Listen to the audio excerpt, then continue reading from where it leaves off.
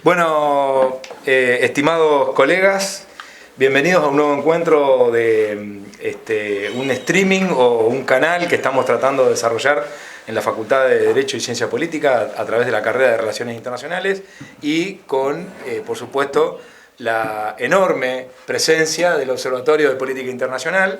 En esta mecánica que hemos empezado a desarrollar, la idea es tirar un tema y empezar a elaborar. Hoy nos acompaña el director del Observatorio de Política Internacional, licenciado, doctor, abogado. Tanto no. Bueno. Un poquito no. Juan Pablo Julier, doctor en Relaciones Internacionales, historiador, gran compañero, colega, aparte ya es un colega, Hugo Ramos, y un cuasi científico, un cuasi licenciado en Relaciones Internacionales, Estanislao Molina. Que igual hoy vengo en calidad de integrante del OPI. Muy bien, así me gusta. Un muy valioso integrante. Terrible, con mucha potencia, con mucho futuro y presente ni te cuento. Bueno, la temática del día de la fecha que nos convoca es identidad latinoamericana y ver si podemos llegar a política internacional latinoamericana. Por eso nos acompaña, hoy hemos incorporado a esta célebre figura de la facultad, investigador del CONICET, que ha desarrollado la temática en profundidad, ha escrito artículos y demás sobre la identidad latinoamericana. ¿Está bien que digamos Latinoamérica? Qué pregunta. Qué pregunta para arrancar. Bueno, en primer lugar, por supuesto, muchas gracias por la invitación a participar de este programa, toda una experiencia. Estar en un streaming en vivo y en directo, donde uno ya lo que dice no tiene marcha atrás, así que trataremos de reflexionar cuidadosamente.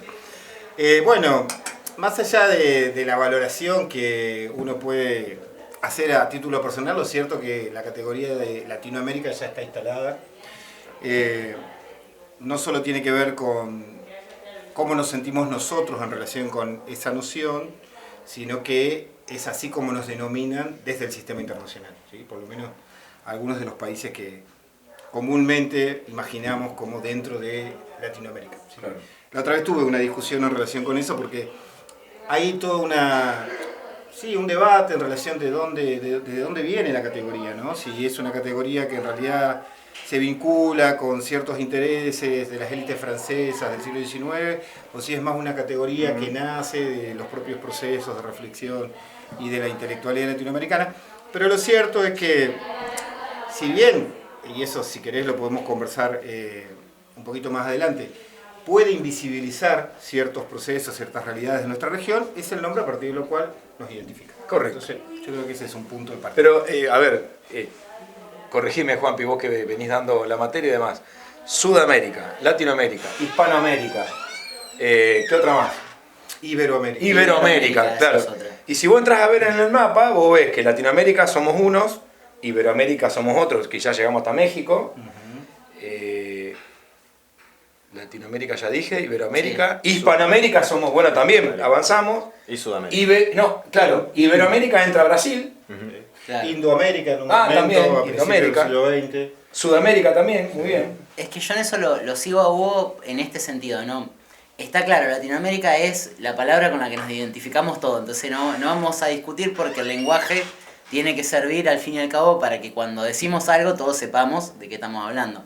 Pero es cierto que es difícil trazarlo como un origen o encontrar de dónde, porque más allá de que la mayoría de los países latinoamericanos, no todos, porque algunos todavía siguen estando bajo el ejido de países europeos, tenemos una historia común de descolonización con la metrópoli europea, tenemos muchas particularidades y no sé si por ahí agruparnos solamente por la lengua en la que hablamos, que además el tema latino, como decía Hugo, viene un poco también de Francia, sería el criterio como para unificar. Aparte, ¿qué hacemos con Brasil? Ese es el tema también. Luciamérica. Claro. Lusoamérica sería. O sea, nadie piensa en una Latinoamérica excluyendo Brasil. Sin embargo, nos cuesta la categoría y hay que forzarlo, hay que estirarlo conceptualmente, como diría un profesor muy sabio que hemos tenido en la carrera.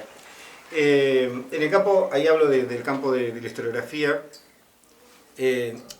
Cada uno de estos criterios que uno comúnmente utiliza para definir Latinoamérica puede ser impugnado, ¿no? El tema del lenguaje, como bien lo dijiste, en relación con, no solo con Brasil, sino también con los idiomas de los pueblos originarios, ¿sí? Que hay más de... sí. Claro. Solo en Brasil hay más de 400 lenguas propias de Latinoamérica. O sea que si lo definimos solo por la lengua, solo por el español, eso nos deja fuera a una gran parte de la realidad de nuestra región. Después, si queremos definirla por ahí por la religión, también nos pasa eso, ¿no? No solo por las religiones de las comunidades originarias, sino también porque hoy hay una amplísima diversidad en lo que tiene que ver con creencias y credos religiosos.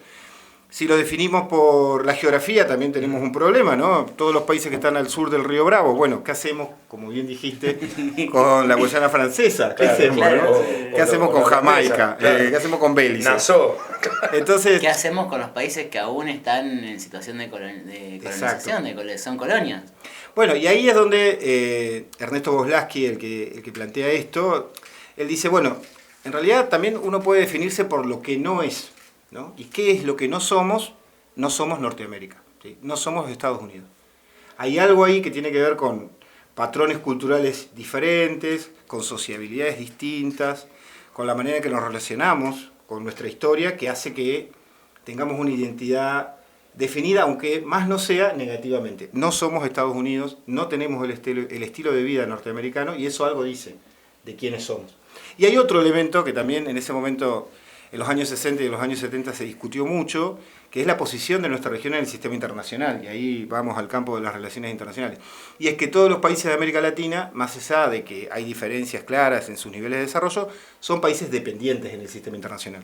Y ahí está la categoría, ¿no?, propia de los 60 y 70, teoría de la dependencia. La dependencia de América Latina respecto al centro desarrollado. Ahí tenemos como dos elementos, ¿sí?, que pueden ayudar a pensar qué es lo que somos, en definitiva, porque de eso se trata el problema de la identidad latinoamericana. Estoy tratando de buscar algo, pero no lo encuentro ahora, porque hace un par de días o semanas, el tiempo últimamente me está resultando muy lapso, escuché a alguien decir Estados Unidos se está convirtiendo velozmente en una república latinoamericana. No recuerdo quién en este momento. Y estoy pensando también en esto mientras hablamos de la cantidad...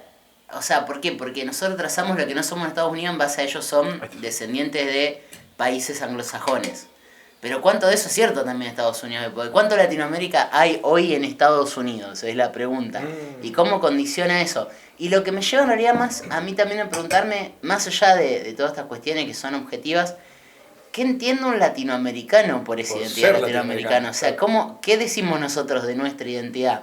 Porque en Estados Unidos se da un fenómeno que a mí me llama mucho la atención, que por ejemplo en Miami, los cubanos de Miami son mucho más duros con sus compatriotas de Cuba que cualquier otro estadounidense o con cualquier otro latino, por ejemplo. Y ahí tiene que haber un tema de identidad que claramente traza una línea divisoria muy dura, muy al estilo Grieta, que evidentemente marca algo que tiene que ver con, bueno, sí, yo soy latino pero vivo en Estados Unidos. Que todas esas preguntas que se van abriendo mientras hablamos, que no sé si tienen respuesta inmediata. Perdón, Dale, Magín, interrumpo. Sí, como venimos, o como vienen planteando, no somos Norteamérica, pero ¿qué rol ocupó o ocupa Europa hoy en Latinoamérica? Porque por ahí muchas veces en el caso argentino se dice, no, nosotros tenemos resabios europeos por los italianos, los españoles que vinieron. Y yo creo que no es algo, no es un factor solamente endógeno de Argentina, sino que quizás es un factor que compartimos con otros países de Latinoamérica en mayor o menor medida. Correcto. Mirá, en función de lo que hablaste, Hugo, y bueno, y tu propuesta, que la verdad que son interesantes, es decir, desde lo que no somos, desde lo que no somos. En ese sentido, me parece que en Latinoamérica hay un proceso de construcción rodeado de clivajes, de rupturas, provenientes del proceso migratorio, del proceso originario, que tiene que ver con la religión, la economía, la lengua, y bueno, todo eso ha ido conformando una serie de rupturas al interior de América, porque vos tenés América del Norte, América Central, Sudamérica o Latinoamérica, ahí tenés las tres. Norteamérica, como dijiste vos, es otra cosa que se diferencia totalmente, pero se diferencia en estos clivajes. Económicamente, bien capitalista. Religiosamente también se diferencia. No es el catolicismo, el católico apostólico romano, como sí es de México para abajo. Ahí hay algo arriba, en América del Norte, que no no está claro, protestantes, católicos, ahí bastante complejo, que tiene que ver también con producto de su inmigración. ¿Mm? Inglesa, irlandesa, escocesa, alemana en algún punto. Lo económico, ¿quiénes son los más capitalistas de todas estas tres Américas que nombré? América del Norte. Y de abajo, bueno, podemos llegar a decir, sí, somos capitalistas, ¿hasta cuánto? ¿Es capitalista el sistema? En el interior profundo de América Latina. Bueno, engancho con eso, que a veces se habla de que las relaciones internacionales se hacen desde el norte global, que también es otra categoría que nos presentamos, sur global o cono sur. ¿Quiénes fueron las primeras voces o quiénes son las voces que más conocemos en Latinoamérica, como Cardoso, Faleto, que son por ahí autores que decimos que son autóctonos, y qué diferencias tienen con los autores o los intelectuales del norte, que nos tratan como un todo a veces? Y como universal, que ellos dicen las cosas que... Latinoamérica, y es un bloque, es objeto de análisis. Y bueno, ¿cuáles son los aportes o qué dicen estos autores que siguen siendo relevantes hasta el día de hoy? Prebisch. Bueno, es una muy buena pregunta que nos lleva a nuevos niveles de complejidad, recuperando lo que decía Magín también. Yo no tengo dudas de que América Latina en su totalidad es capitalista, lo que sí asumo que ese capitalismo se ha desarrollado de una manera distinta a la de los países centrales y en todo caso ha subordinado otras formas de producir y otras formas de organización social. Y al menos parte de los aportes de los teóricos que vos mencionabas, Estanislao, tienen que ver con tratar de descifrar eso, ¿no? Cómo es que se produce el proceso de desarrollo económico de América Latina y cómo es que ese proceso queda trunco en última instancia, ¿no? Y ahí es donde están las dos grandes explicaciones que en su momento da el estructuralismo, en términos de que, bueno, el deterioro, bueno, el tema de que América Latina sea un continente subdesarrollado tiene que ver con ciertas características de su estructura económica, de su estructura social, la posición que han llevado adelante los principales actores sociales, y frente a eso el accionar del Estado en dirección de las políticas industriales eventualmente permitiría saltar la brecha con los países desarrollados, y la otra posición que viene de mano de la teoría de la dependencia, que dice que no, que en realidad la dependencia es una situación estructural que define inclusive el sistema capitalista, que necesita de centros y que necesita de periferias.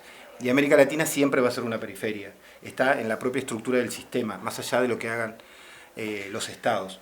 Y esos son dos debates muy interesantes que de hecho continúan hasta la actualidad y que han sido dos grandes aportes a la discusión en teoría económica, a la discusión en sociología, a la discusión de la historia, ¿no? Ahí, bien.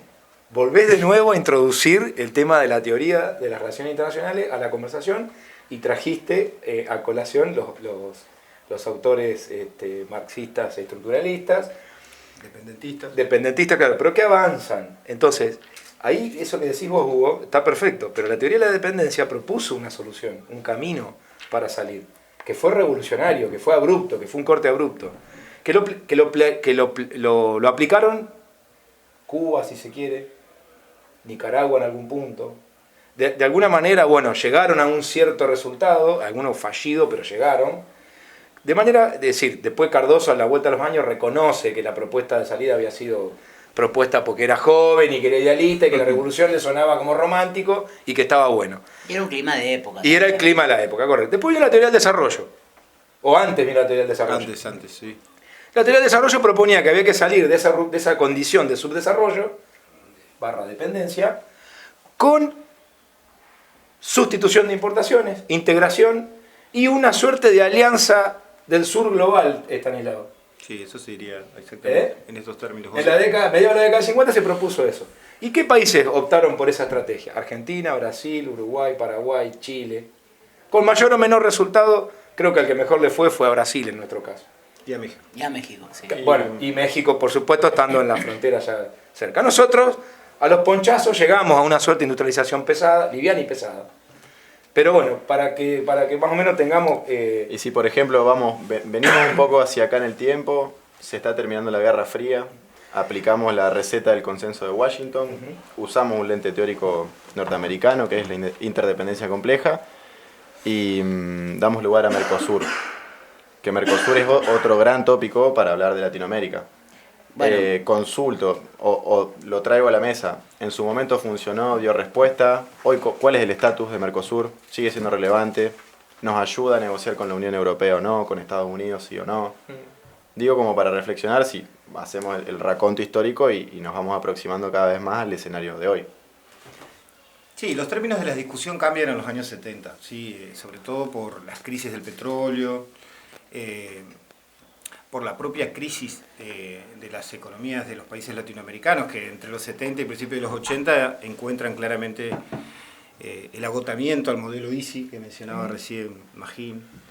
Y en ese contexto, lo que hoy definimos como perspectiva neoliberal, que en realidad es un conjunto de escuelas económicas diferentes pero relacionadas, que se vinculan con la escuela neoclásica, es lo que ofrece respuesta para otro conjunto de políticas que no tiene mucho diálogo con lo que se hizo en América Latina desde los 50 hasta los 70. De hecho, diría que va en una dirección inversa. Y eso es lo que conocimos nosotros bajo el nombre del Consenso de Washington.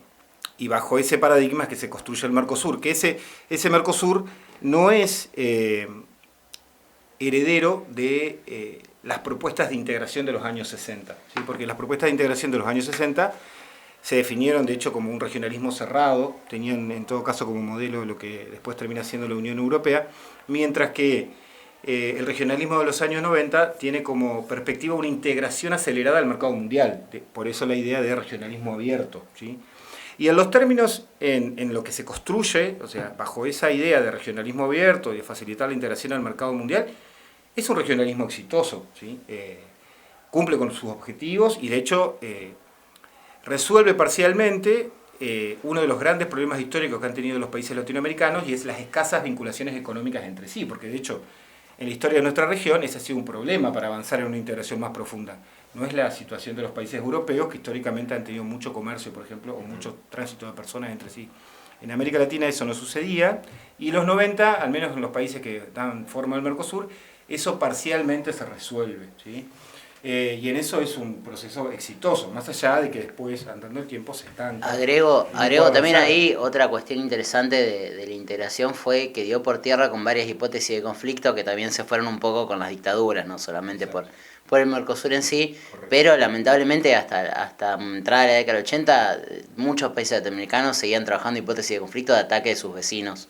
Geográficamente hablando, entonces eso también, la integración permitió como de alguna manera ya eliminar esa hipótesis y seguir o continuar con una cuestión mucho más, yo diría también aparte de una visión aperturista enfocada en lo comercial, por esta cuestión de que si bien las iniciativas de integración que surgen después de en la segunda mitad sería del siglo XX tienen una visión más hacia lo que es la Unión Europea hoy, me parece que esa fue la idea que no prendió en Latinoamérica y que finalmente se buscó una cuestión más utilitarista, que tiene que ver con qué beneficio puedo traer desde lo económico, y que también habla, volviendo al tema de la identidad, que es lo que nos ocupa un poco de la identidad latinoamericana, de esto de también, yo lo que noto es que esto no se habla mucho, pero hay un montón de recetas mundiales que se han probado acá, y no han funcionado hasta que no le dimos una vuelta de tuerca a lo latino, por llamarlo mal y pronto.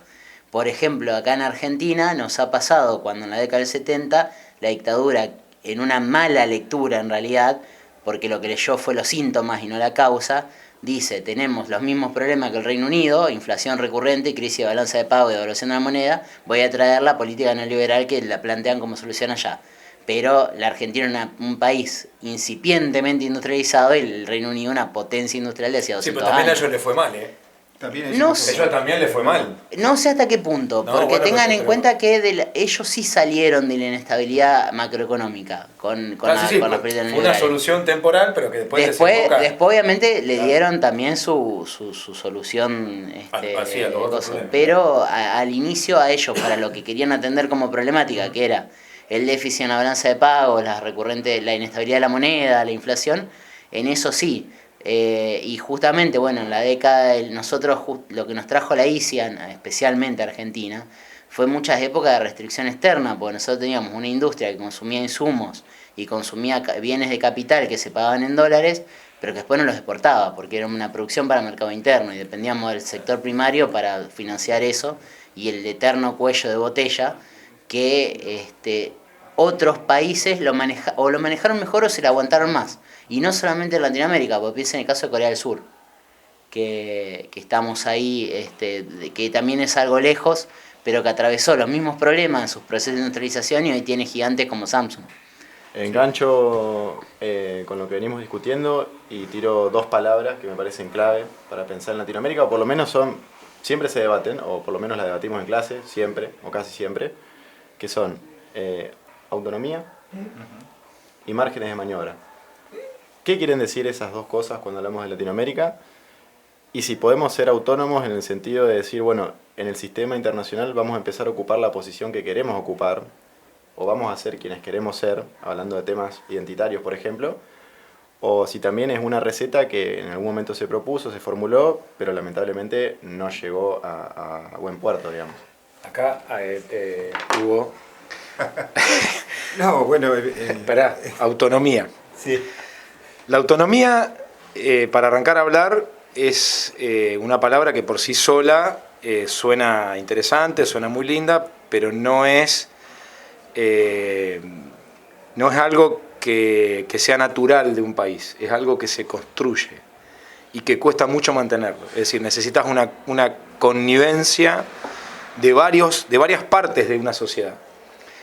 De la política, de la élite económica, de la sociedad, que estén convencidas de lo que significa autonomía.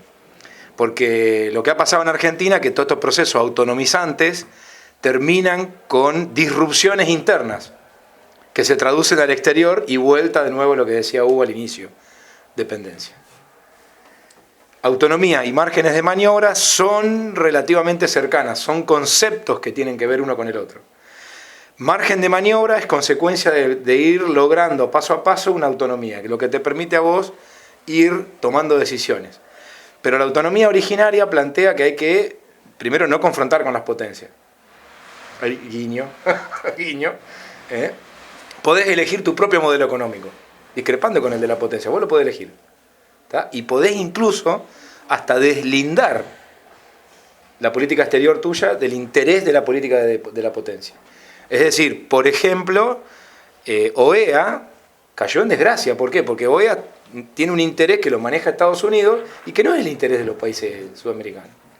Cuando pasó lo del terrorismo a nivel internacional, nosotros nos querían hacer eco a nosotros, nos querían sumar a nosotros con la política de terrorismo internacional. Y nosotros no tenemos nada que ver con eso. Sí. Sumo. Ah, perdón. Te agrego algo y después te dejo porque me pareció muy interesante esto de la identidad y de la autonomía, porque las élites de Latinoamérica, muchas de ellas, las élites económicas que estoy hablando, están convencidas que no quieren autonomía. De hecho, me atrevo a decir que hay solo 2 países en toda Latinoamérica con burguesía nacional, que son México y Brasil, que son clases sociales que sí podrían apuntar necesitar autonomía. Las élites económicas de la Argentina, en la vida les preocupó que la Argentina sean autonómicas. Es una cuestión ahí. Y separo élite política de élite económica, porque acá en nuestro país no siempre fue de la mano. Acá, cuando para de alguna manera darle un impulso a las políticas industriales se buscó algún tipo de tercera posición en plena Guerra Fría y poder ubicar mejor la producción argentina quizás en mercados soviéticos que no esperaban la misma calidad que los mercados occidentales y que capaz Argentina con su incipiente industria le podía vender algo. Las élites del sector primario protestaron todas, sin excepción. ¿Por qué? Porque financieramente les bajaban línea desde Occidente para que no, exactamente. Entonces, ese es el tema. ¿Cuánto de autonomía hay en la identidad latinoamericana? O sea, el latino, ¿quiere ser autonómico? Esa es mi pregunta. Bueno, esa pregunta la vamos a dejar para otro encuentro. ¿Qué les parece? A mí me gustaría que cierre el profe Hugo con alguna bomba y bueno. Dale. Solamente que creo que uno de los grandes aportes a la teoría de las relaciones internacionales que ha hecho América Latina es la discusión sobre autonomía. Porque en realidad los países centrales, que son quienes en última instancia definen las reglas de juego en el sistema internacional, no discuten sobre autonomía. ¿Quiénes discutimos sobre autonomía? Los países periféricos. Los que la queremos. Exacto, lo que no la tenemos. Entonces, ahí hay bibliotecas enteras sobre la categoría en sí misma y creo que es una categoría que ha estado muy atada a cada época en particular, ¿no? La autonomía se pensó de una manera en los 70, se pensó de otra manera en los 80 y 90, se piensa de otra manera en la actualidad.